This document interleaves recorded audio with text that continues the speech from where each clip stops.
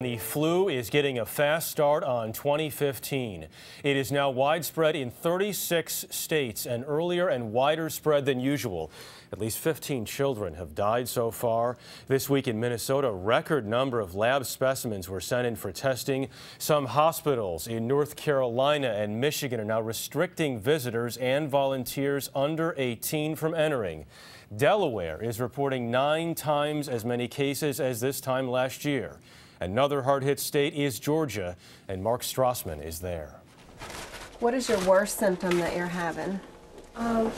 Probably like a cough. The cough? Henry Dunbar's fever was 101 again today. Good job. His mother, Colleen, was worried. I had read that fever persists, more than a couple days. You should check to see if you have the flu. His flu test was bad news. That really dark red line is right by the A. That means it's influenza A. Georgia's fighting an epidemic of the H3N2 strain of influenza A.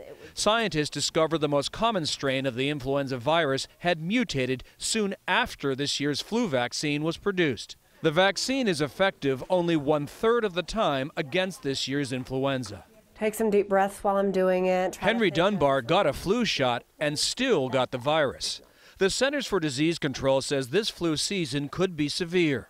Flu-related hospitalizations nationally are double what they were at this time last year. Holly McDonald, a family nurse practitioner, treated Henry.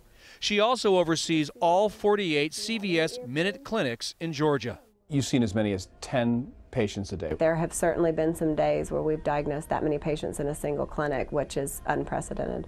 McDonald has empathy for her flu patients. She's getting over the virus herself. It was really bone-breaking pain, back pain especially, headache, severe cough, sore throat, and fever. I mean, it puts you down. It's very difficult to function. Colleen Dunbar says her son has permission to be a slug for a couple of days. He's supposed to get plenty of rest and drink lots of fluids. 40% of Americans have had a flu shot recently, but a vaccine designed early in the year is in many ways an educated guess about which flu strains will become threats. Jeff? Mark Strassmann, thank you very much. We're joined now by our chief medical correspondent, Dr. Jon LaPook. John, good to see you. Let's talk about H3N2. How bad is it?